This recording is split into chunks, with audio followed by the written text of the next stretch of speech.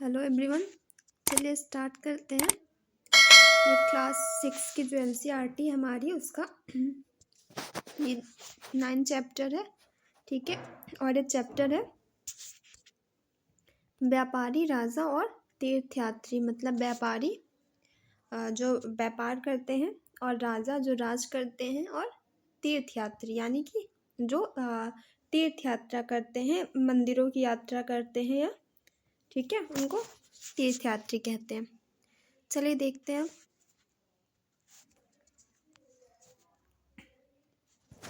तो इसमें हम पहला टॉपिक देखते हैं, जो व्यापार और व्यापारियों के बारे में हमको जानकारी दी गई है उसके बारे में, ठीक है। कि व्यापार कैसे होते थे, कहाँ से होते थे, किस चीज़ के होते थे, और व्यापारियों के बारे में कुछ जानकारियाँ यहाँ पे दी गई हैं। तो जो पिछला चैप्टर है उसमें हमने उत्तर के काले पॉलिश वाले बर्तनों के बारे में पढ़ा है। तो आपको याद आना चाहिए, अगर नहीं देखे तो पिछले क्लास का वीडियो आप देख लीजिए, कि उत्तर के जो काले पॉलिश वाले बर्तन थे बहुत चमकीले होते थे, ठीक है। ये इंडिया के नॉर्थ में पाए जाते थे, इसलिए इन्हें उत्तर के कहते हैं, ठीक है। और इन बर्तनों पे काले रंग की पॉलिश होती थी और ये बहुत चमकीले होते थे। ये खूबसूरत बर्तन, खास तौर से इनकी कटोरियाँ तथा थालियाँ, इस महाद्वीप के अनेक पुरास्थलों से मिले हैं। तो ये जो खूबसूरत बर्तन थे काले पॉलिश वाले, इनकी चमक बहुत अच्छी होती थी, ठीक है। और इनकी जो कटोरियाँ होती थी, थालियाँ होती थी, वो इस उपमहाद्वीप यानी कि भारतीय उपमहाद्वीप के अनेक पुरास्थलों से हमको मिले हैं। अब सवाल ये उठता है कि ये बर्तन यहाँ तक कैसे पहुँचे होंगे, ठीक है। तो ये अनुमान लगाया जाता है कि जहाँ ये बर्तन बनते थे वहाँ से व्यापारी इन्हें ले जाकर अलग अलग जगहों पर बेचते थे, ठीक है। तो जैसे बर्तन तो एक ही जगह बनता रहा होगा, लेकिन ये जो भारतीय उपमहाद्वीप है उस वहाँ पे कई पुरास्थलों से ये बर्तन हमको प्राप्त हुए हैं। तो ये सवाल उठता है कि बर्तन वहाँ तक कैसे पहुँचे। तो ऐसा अनुमान लगाया जाता है कि जो व्यापारी थे वो व्यापार करते थे और एक जगह से दूसरे जगह इनको ले जाकर बेचते थे, ठीक है। दक्षिण भारत सोना, ठीक है, मसाले, खास तौर पर काली मिर्च तथा कीमती पत्थरों के लिए प्रसिद्ध था। अब दक्षिण भारत, यहाँ पे साउथ इंडिया की बात हो रही है, तो सोना। अब आप बताइएगा कि ये सोने की खदान कहाँ पे है। कर्नाटका में है। अब हम जगह का नाम नहीं बताएंगे, ठीक है, उसकी लोकेशन देखिएगा आप लोग। और मसाले, दक्षिण साइड में मसाले भी बहुत मिलते हैं, ठीक है। केरला वगैरह में काली मिर्च, ये सब, ठीक है। खास तौर पर काली मिर्च, कार्डमम की पहाड़ियाँ हैं ना, तथा कीमती पत्थरों के लिए प्रसिद्ध था, और वहाँ पे पत्थर भी मिलते थे। काली मिर्च की रोमन साम्राज्य में इतनी मांग थी कि इसे काले सोने के नाम से बुलाते थे। और अगर भारत में सबसे पहले किसी चीज़ का व्यापार हुआ तो वो मसालों का हुआ। भारतीय मसाले बहुत प्रसिद्ध थे और सबसे पहले मसालों से ही व्यापार शुरू किया गया। तो भारतीय मसालों की मांग बहुत दूर दूर तक थी। तो रोमन साम्राज्य वाले भारतीय मसालों को इतना पसंद करते थे, या इसकी इतनी अधिक मांग थी कि इसे वो लोग काला सोना कह के बुलाते थे। व्यापारी इन सामानों को समुद्री जहाज़ों और सड़कों के रास्ते रोम तक पहुंचाते थे, ठीक है। दक्षिण भारत में ऐसे अनेक रोमन सोने के सिक्के मिले हैं, जिससे अंदाज़ा लगाया जा सकता है कि उन दिनों रोम के साथ बहुत अच्छा व्यापार चल रहा था। तो यहाँ पे क्या बता रहा है कि जो व्यापारी थे समुद्री जहाज़ों के और सड़कों के रास्ते रोम पहुँचते थे, ठीक है। और दक्षिण भारत में बहुत सारे रोमन सिक्के मिले हैं। तो इससे हमको यह पता चलता है कि रोम के साथ जो व्यापार था उस दिनों वह बहुत अच्छा था। ये व्यापार से जुड़ी एक कविता ही आप पढ़ लीजिएगा। व्यापारियों ने कई समुद्री रास्ते खोज निकाले। इसमें से कुछ समुद्र के किनारे चलते थे और कुछ अरब सागर और बंगाल की खाड़ी को पार करते थे। तो व्यापारियों को व्यापार करना था, तो उन्होंने कई सारे रास्ते खोज निकाले। तो इसमें से कुछ समुद्र के किनारे चलते थे और कुछ अरेबियन सी और बे ऑफ बंगाल को पार करते थे, ठीक है। नाविक जो मतलब जो नाव चलाते थे वो मानसूनी हवाओं का फ़ायदा उठाते थे और अपनी यात्रा जल्दी पूरी कर लेते थे। ठीक है, तो मानसूनी हवाओं का उनको बहुत फ़ायदा मिला, इसलिए वो इन हवा का फ़ायदा उठाते थे और अपनी यात्रा जल्दी पूरी कर लेते थे।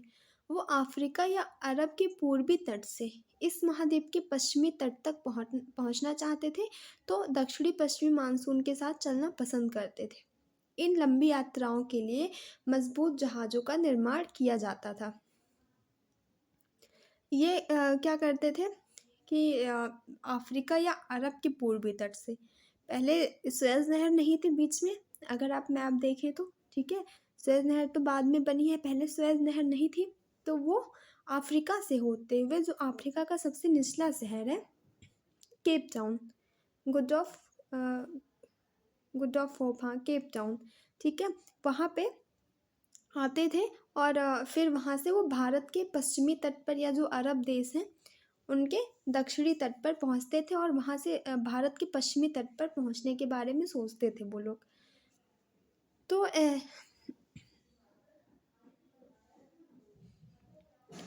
और अरब के पूर्वी तट से इस उपमहाद्वीप के पश्चिमी तट पर पहुँचना चाहते थे, तो दक्षिणी पश्चिमी मानसून के साथ चलना पसंद करते थे। तो इनको जो दक्षिणी पश्चिमी मानसून था, जिससे भारत में वर्षा होती है, हमको पता होगा दक्षिणी पश्चिमी मानसून, तो उनके साथ ये चलना पसंद करते थे। और ये जो लंबी यात्राएं होती थी, इसके लिए इनको मजबूत जहाज़ों का निर्माण करना पड़ता था। अब हम देखते हैं समुद्र तटों से लगे राज्य। तो इस उपमहाद्वीप के दक्षिणी भाग में बड़ा तटीय प्रदेश है।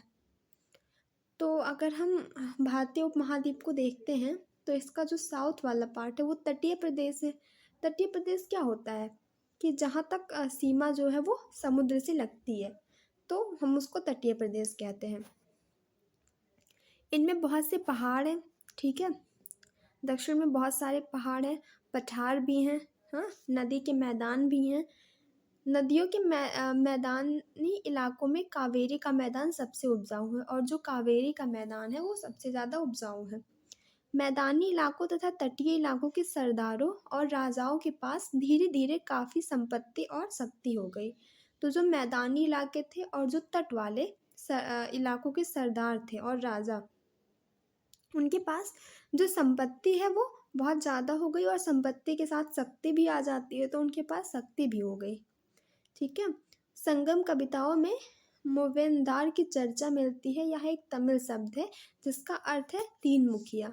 इनका प्रयोग तीन शासक परिवारों के मुखियाओं के लिए किया जाता था और ये थे चोल, चेर और पांड्य।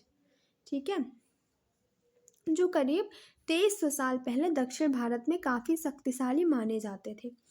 तो चोल साम्राज्य था, चेल था तथा पांड्य था। ये तीन ऐसे साम्राज्य थे जो दक्षिण में बहुत प्रसिद्ध थे और काफ़ी शक्तिशाली माने जाते थे। और ये जो तीनों मुखिया थे, इन तीनों मुखियाओं के अपने दो दो सत्ता केंद्र थे। इनमें से एक तटीय हिस्से में और दूसरा अंदरूनी हिस्से में था। तो ये क्योंकि बहुत शक्तिशाली थे, इनके पास बहुत संपत्ति भी थी,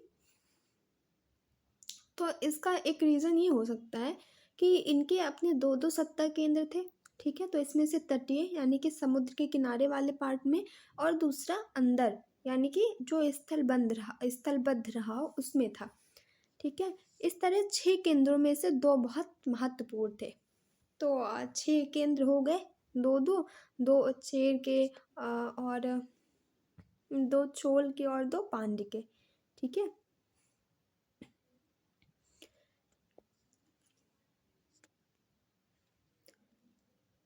इनमें से 2 बहुत महत्वपूर्ण थे। एक चोलों का पत्तन पुहार या कावेरीपट्टनम और दूसरा पांड्यों की राजधानी मदुरै। ठीक है, तो ये जो 2 शहर थे ये बहुत महत्वपूर्ण थे।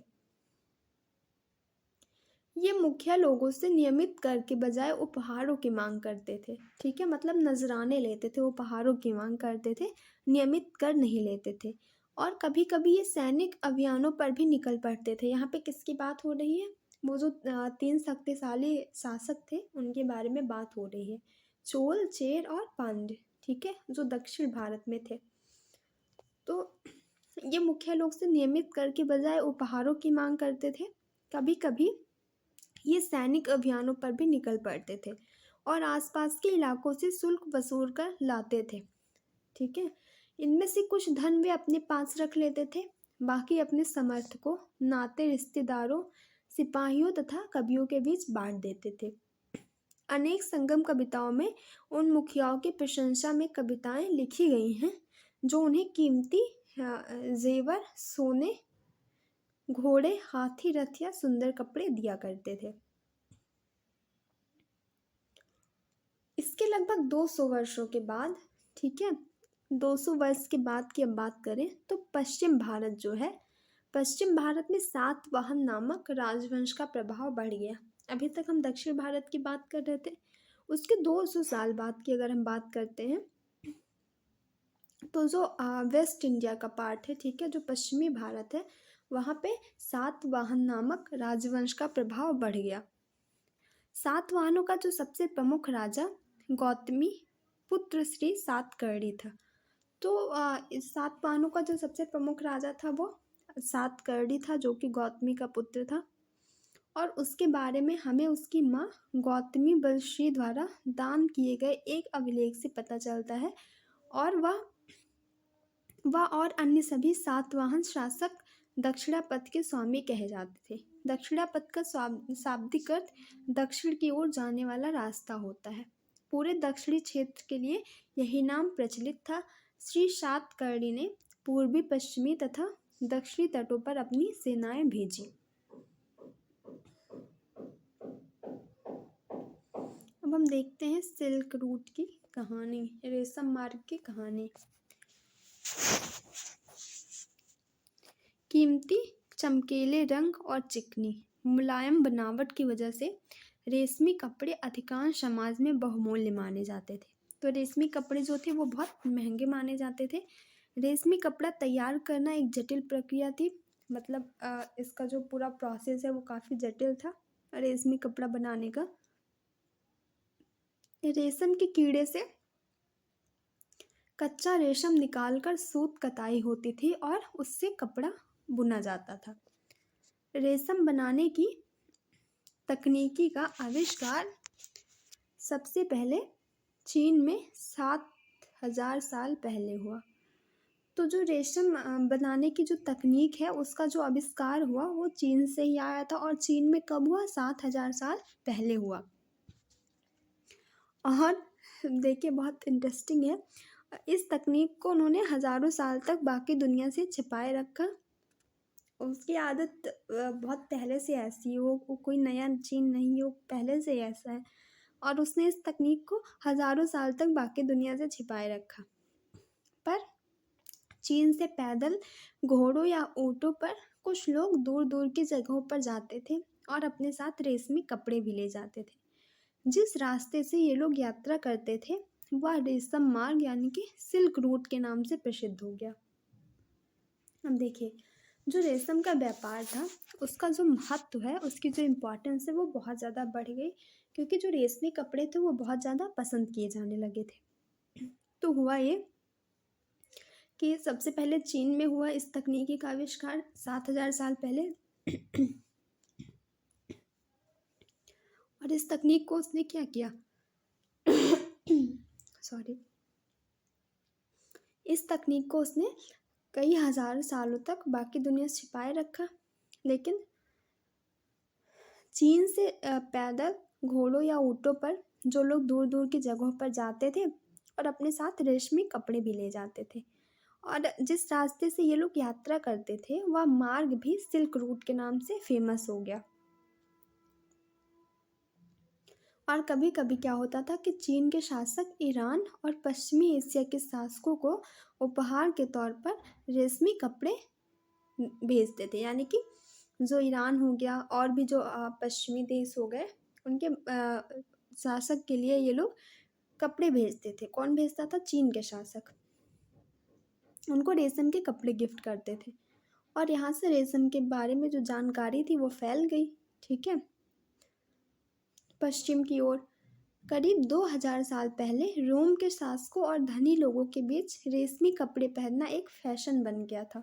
और उस टाइम रेशमी कपड़े पहनना राजाओं महाराजाओं के बीच में भी एक फैशन बन गया था। इसकी जो कीमत है वो बहुत ज़्यादा होती थी, क्योंकि जब इसको चीन से लेकर आते थे तो क्या होता था कि जो रास्ता था वो पहाड़ी था, रेगिस्तानी था, तो रास्ता बहुत कठिन होता था। तो इसलिए इसका रेट अपने आप बढ़ जाता था। ठीक है। यही नहीं, जो आसपास रहने वाले लोग थे वो यात्रियों से शुल्क भी मांगते थे। और जैसे कि सिल्क रूट जो था उस पे जो आसपास लोग रहते थे जिनका घर था, वो व्यापारियों से पैसे भी मांगते थे। वो कहते थे और वो क्यों मांगते थे, वो कहते थे कि हम जो चोर लोग हैं, डाकू लोग हैं, उनसे हम आपकी रक्षा करेंगे और इसके बदले में आप हमको पैसे दो। ठीक है, तो शुल्क मांगते थे।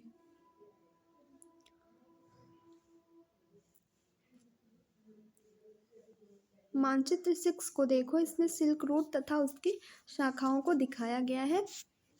कुछ शासक इसके बड़े बड़े हिस्सों पर अपना नियंत्रण करना चाहते थे, क्योंकि इस रास्ते पर यात्रा कर रहे व्यापारियों से उन्हें कर, शुल्क और तोहफों के जरिए लाभ मिलता था। इसके बदले ये शासक इन व्यापारियों को अपने राज्य से गुजरते वक्त लुटेरों के आक्रमण से सुरक्षा देते थे। अब देखिए क्या हुआ यहाँ पे।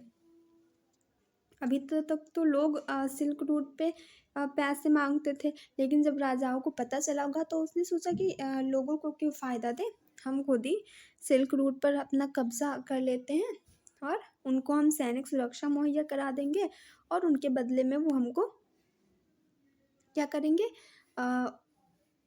कर देंगे। ठीक है, तो इसलिए राजा लोग को भी लालच आ गया और सिल्क रोड पर नियंत्रण रखने वाले शासकों में सबसे प्रसिद्ध कुषाण थे। और जो कुषाण शासक थे वे सबसे प्रसिद्ध शासक थे जिसने सिल्क रोड पर नियंत्रण रखा। करीब 2000 साल पहले मध्य एशिया एवं पश्चिमोत्तर भारत पर इनका शासन था। ठीक है, मध्य एशिया और पश्चिमी भारत पर इनका शासन था। पेशावर और मथुरा इनके दो मुख्य शक्तिशाली केंद्र थे। अब यहाँ कुषाणों की बात हो रही है। ठीक है, और तक्षशिला जो था वह भी उनके राज्य का हिस्सा था। इनके शासनकाल में सिल्क रूट की एक शाखा मध्य एशिया से होकर सिंधु नदी के मुहाने से पत्तनों तक जाती थी। फिर यहाँ से जहाज़ों द्वारा रेशम पश्चिम की ओर रोमन साम्राज्य तक पहुँचता था। इस उपमहाद्वीप में सबसे पहले सोने के सिक्के जारी करने वाले शासकों में कुषाण थे। सिल्क रूट पर यात्रा करने वाले व्यापारी इनका उपयोग करते थे।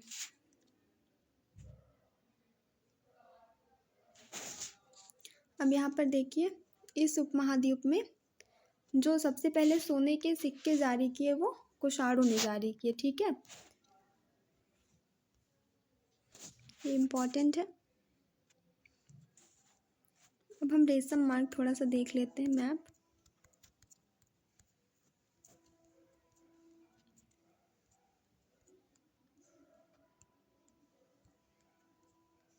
नहीं है क्या इसमें, शायद दूसरे चैप्टर में दिया हो। चलिए, हम आपको बाद में सिल्क रूट दिखा देंगे। ठीक है, वो शायद दूसरे चैप्टर में। अब हम यहाँ पर देखते हैं बौद्ध धर्म का प्रसार। कुषाणों का जो सबसे प्रसिद्ध राजा था, जो सबसे फेमस राजा था, वह कौन था? कनिष्क था।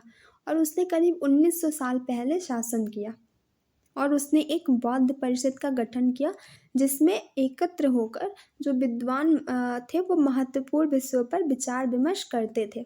तो कनिष्क ने क्या किया? बौद्ध परिषद का गठन किया। और ये क्या था? तो इसमें लोग जो विद्वान थे वो एकत्र होते थे और महत्वपूर्ण विषयों पर विचार विमर्श करते थे। बुद्ध की जीवनी जो थी, बुद्ध चरित्र के रचनाकार कवि अश्वघोष कनिष्क के दरबार में रहते थे। अश्वघोष तथा अन्य बौद्ध विद्वानों ने अब संस्कृत में लिखना शुरू कर दिया था। तो बुद्ध की जीवनी किसने लिखी? ये भी इम्पॉर्टेंट है, ठीक है।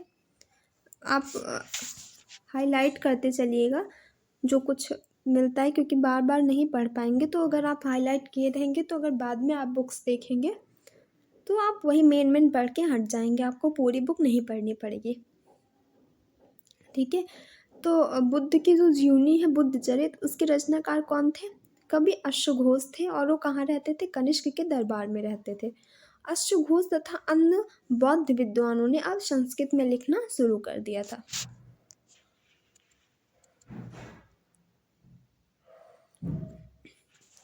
और इस समय बौद्ध धर्म की एक नई धारा महायान का विकास हुआ। इसी समय क्या हुआ कि बौद्ध धर्म की एक नई धारा महायान का विकास हुआ। और महायान की दो मुख्य विशेषताएं थी। पहली थी मूर्तियों में बुद्ध की उपस्थिति सिर्फ कुछ संकेतों के माध्यम से दर्शाई जाती थी।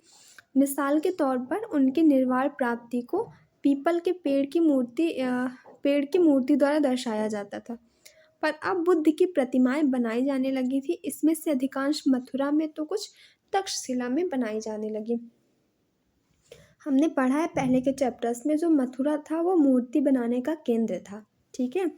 तो जैसे हम पिछला जो पढ़ते हैं उसको अगर हम नए से लेट करते जाएं, उसको जोड़ते हुए देखें तो हमको ज़्यादा आसानी होगी पढ़ने में, और इससे हमको हमारा रिवीजन जो है वो होता रहेगा, ठीक है। तो इस समय क्या हुआ, जो बौद्ध धर्म की एक नई धारा थी महायान, उसका विकास हुआ। और इसकी दो मुख्य विशेषताएं थी। इसमें पहला था कि अब बुद्ध की प्रतिमाएं बनाई जाने लगी थी। पहले बुद्ध की प्रतिमा नहीं बनाई जाती थी, अब उन्हें कुछ संकेतों के माध्यम से दिखाया जाता था, लेकिन अब बुद्ध की प्रतिमा बनने लगी थी। और इसमें से अधिकांश मथुरा में तो कुछ तक्षशिला में भी बनाई जाने लगी। और दूसरा जो परिवर्तन आया वो बोधिसत्व में आस्था को लेकर आया। बोधिसत्व उसे कहते हैं जो ज्ञान प्राप्ति के बाद एकांतवास करते हुए ध्यान साधना कर सकते हैं, लेकिन ऐसा करने के बजाय वो लोगों को शिक्षा देने और मदद करने के लिए सांसारिक परिवेश में ही रहना ठीक समझने लगे। धीरे धीरे बोधिसत्व की पूजा काफ़ी लोकप्रिय हो गई और पूरे मध्य एशिया, चीन और बाद में कोरिया तथा जापान तक फैल गई। बौद्ध धर्म का प्रसार पश्चिमी और दक्षिणी भारत में हुआ, जहां बौद्ध भिक्षुओं के रहने के लिए पहाड़ों में दर्जनों गुफाएं खोदी गई। अब देखते हैं क्या हुआ कि पहला परिवर्तन जो आया था वो तो था मूर्तियों को लेकर कि उनकी मूर्ति बनाई जाने लगी। दूसरा परिवर्तन बोधिसत्व में आस्था को लेकर आया। अब बोधिसत्व किसे कहते हैं? बोधिसत्व कहते हैं ध्यान लगाना, मतलब अकेले में मोह माया से मुक्त होकर, ठीक है, ध्यान करना। लेकिन अब लोगों ने इसका एक रास्ता निकाल लिया, और ये था कि जैसे इंसान सांस्कारिक परिवेश में रहे, मतलब अपने घर परिवार के बीच में रहे और लोगों को शिक्षा दे, मदद करे और ऐसे ही नॉर्मल सांस्कारिक ज़िंदगी जिए। तो इससे क्या हुआ कि जो काम करने वाले लोग थे उनको भी ये चीज़ बहुत अच्छी लगी, ये बोधिसत्व की ये भावना, और ये पूजा काफ़ी लोकप्रिय हो गई। और ये पूरे मध्य एशिया में, चीन में और कोरिया में तथा जापान तक फैल गई। और बौद्ध धर्म का जो प्रसार है वो पश्चिमी और दक्षिणी भारत में हुआ, जहाँ बौद्ध भिक्षुओं के लिए रहने के लिए पहाड़ों में दर्जनों गुफाएं खोजी गई थी।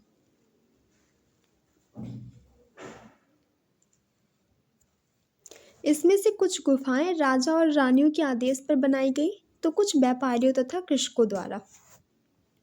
तो इसमें से कुछ जो गुफाएं थी वो राजाओं और रानियों ने बनवाई, तथा कुछ गुफाओं को व्यापारियों ने बनवाया, तो कुछ को कृषकों ने। इसमें से ज़्यादातर गुफाएं पश्चिमी घाट के दर्रों के पास बनाई गई। महाराष्ट्र में बहुत गुफाएं हैं, ठीक है। तो इसमें से ज़्यादातर गुफाएं थी वो पश्चिमी घाट के दर्रों के पास बनाई गई। दक्कन के शहरों और तटों के समृद्ध बंदरगाहों और इन्हें जोड़ने वाली सड़कें भी इन्हीं दर्रों से होकर गुजरती थी। ऐसा लगता है कि यात्रा करने वाले व्यापारी इन गुफाओं वाले मठों में विश्राम के लिए रुकते थे। बौद्ध धर्म दक्षिण पूर्व की ओर, यानी कि दक्षिण और फिर पूर्व, तो इसमें श्रीलंका, म्यांमार, थाईलैंड, इंडोनेशिया सहित दक्षिण पूर्व एशिया के अन्य भागों में भी फैल गया। यहाँ पे मथुरा में बनी एक बुद्ध की प्रतिमा है और ये तक्षशिला में बनी हुई है।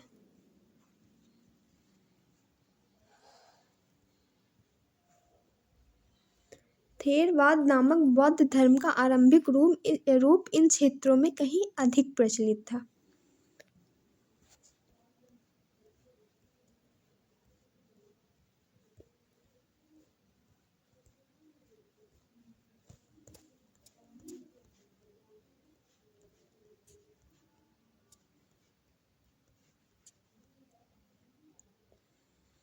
अब हम देखते हैं तीर्थयात्रियों की जिज्ञासा। ठीक है, तो व्यापारी काफिलों में तथा जहाज़ों पर दूर दूर जाया करते थे और बहुत से तीर्थयात्री भी उनके साथ यात्रा पर निकल पड़ते थे। हम देखिए, तीर्थयात्री वे स्त्री पुरुष होते हैं जो प्रार्थना के लिए पवित्र स्थानों की यात्रा किया करते हैं। इसी तरह भारत की यात्रा पर आया था चीनी बौद्ध तीर्थयात्री फा शियन। वह काफ़ी फेमस है और वह करीब 1600 साल पहले आया था। स्वयं तसांग 1400 साल पहले भारत आया और उसके करीब 50 साल बाद इतिंग्स आया। वे सब बुद्ध के जीवन से जुड़ी जगहों और प्रसिद्ध मठों को देखने के लिए भारत में आए थे। और इनमें से प्रत्येक तीर्थयात्री ने क्या किया, अपने जीवन का वर्णन किया। इन्होंने अपनी यात्रा के दौरान आई मुश्किलों के बारे में लिखा। इन यात्राओं में कई वर्ष लग जाया करते थे। जिन देशों और मठों को उन्होंने देखा उनके बारे में उन्होंने लिखा और उन कविताओं के बारे में भी उन्होंने लिखा जिन्हें वे अपने साथ ले गए थे।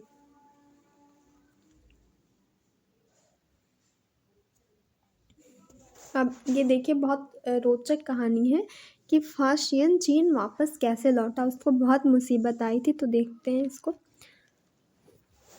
फा शियन ने अपने घर चीन वापस लौटने के लिए अपनी यात्रा बंगाल से शुरू की। वह व्यापारियों के एक जहाज पर चढ़ा। मुश्किल से वो 2 ही दिन चल पाए थे कि वे एक समुद्री तूफान में फंस गए। व्यापारी अपने जहाज को डूबने से बचाने के लिए उसमें से अपने माल को फेंककर जहाज को हल्का करने की कोशिश करने लगे। फा शियन ने भी अपने सामान को तो फेंक दिया, पर अपनी उन पांडुलिपियों और बुद्ध की मूर्तियों को नहीं फेंका जिन्हें उसने अपनी भारत यात्रा के दौरान संकलित की थी। अंततः 13 दिनों के बाद आधी रुकी। उसने समुद्र का वर्णन इस प्रकार किया है। समुद्र असीम है। सूर्य, चांद या तारों की गति को देखे बिना यह पता लगाना असंभव है कि पूर्व किधर है या पश्चिम किस दिशा में है। अगर बरसात और अंधेरा हो तो जहाज को हवा की रुख में ले जाने के अलावा और कोई चारा नहीं है। और जावा इंडोनेशिया का जो एक द्वीप है, ठीक है, सुमात्रा के बाद जावा पड़ेगा। जावा पहुंचने में उसे 90 दिन से भी ज़्यादा लगे। वहाँ वह 5 महीनों के लिए रुका और इसके बाद दूसरे व्यापारी जहाज में चढ़कर वह चीन पहुंचा।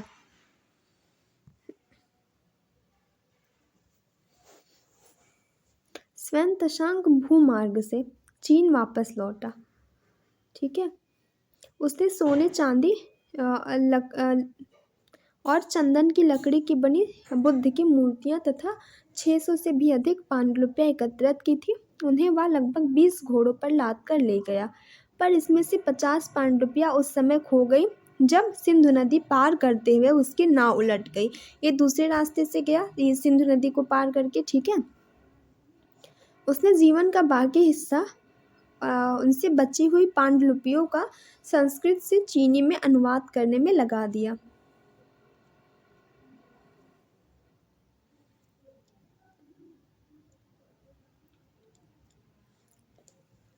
अब भक्ति की शुरुआत।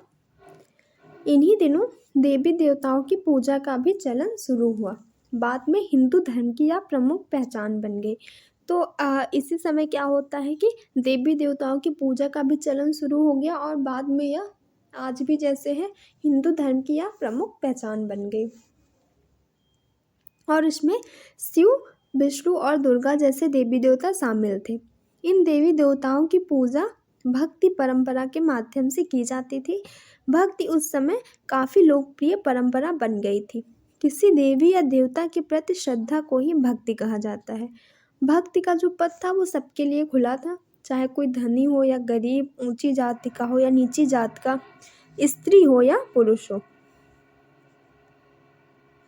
भगवद गीता महाभारत का एक हिस्सा है। इसमें भगवान श्री कृष्ण अपने भक्त और मित्र अर्जुन को सभी धर्मों को छोड़कर उनकी शरण में आने का उपदेश देते हैं, क्योंकि केवल कृष्ण ही अर्जुन को सारी बुराइयों से मुक्ति दिला सकते हैं। और पूजा का यह रूप धीरे धीरे देश के विभिन्न भागों में फैलने लगा। भक्ति मार्ग अपनाने वाले जो लोग थे वो आडंबर के साथ पूजा पाठ करने के बजाय ईश्वर के प्रति लग्न और व्यक्तिगत पूजा पर जोर देते थे।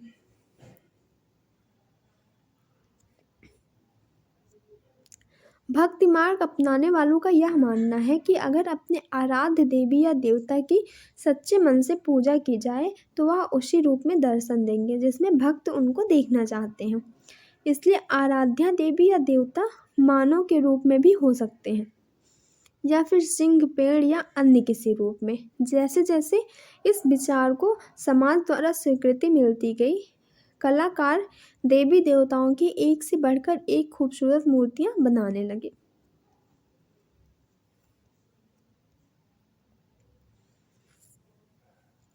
देवी देवताओं का विशेष सम्मान होता था, इसलिए विशेष जगहों पर ही उनकी मूर्तियों को रखा जाता था। इन स्थानों को ही मंदिर कहते हैं। और इसके बाद जो हम चैप्टर पढ़ेंगे उसमें हम मंदिरों के बारे में पढ़ेंगे, ठीक है। तो भक्ति परंपरा ने चित्रकला, शिल्पकला और स्थापत्य कला के माध्यम से अभिव्यक्ति की प्रेरणा दी है। तो भक्ति परंपरा ने क्या किया, जब भक्ति परंपरा शुरू हुई तो लोगों को लगा कि जैसे हम जिस रूप में चाहेंगे भगवान हमको उस रूप में दर्शन देंगे। तो इसी से प्रेरित होकर जो कलाकार थे उसने भगवान के कई सारे रूप बना दिए, ठीक है। तो इस तरह क्या हुआ, वो चित्रकला के माध्यम से लोगों के सामने आई, तो जिसमें चित्रकला, शिल्पकला और स्थापत्य कला तीनों थी।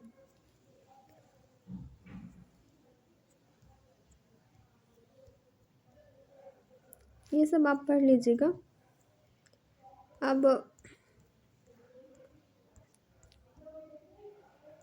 मैं आपको एक इम्पॉर्टेंट बात बताती हूँ। जैसे आप जो भी चैप्टर पढ़ें, फिर दृष्टि की जो वेबसाइट है, ठीक है, तो अगर उस पर आप जाएंगे तो हम आपको NCERT क्विज़ नाम से एक मिलेगा, उस पर आप जाइए। उसमें सारे चैप्टर वाइज हर चीज़ दिया हुआ है। तो जब उस पर आप क्लिक करेंगे NCERT क्विज़, तो उसमें आपको जैसे हिस्ट्री, ज्योग्राफी सारे सब्जेक्ट हैं, तो आप हिस्ट्री पे जाइएगा और फिर अगर उस पर आप टैप करेंगे तो वो ओपन होगा और उसमें आप क्वेश्चन सॉल्व कर सकते हैं। तो अगर जब आप क्वेश्चन सॉल्व कर लेंगे तो आपको इस बात का आइडिया लगेगा, या जब आप क्वेश्चन देखेंगे कि हमको पढ़ना किस तरह से है, ठीक है। तो वो आप कर लीजिएगा, इससे आपको फ़ायदा ही होगा, ठीक है। अगला चैप्टर फिर देखेंगे।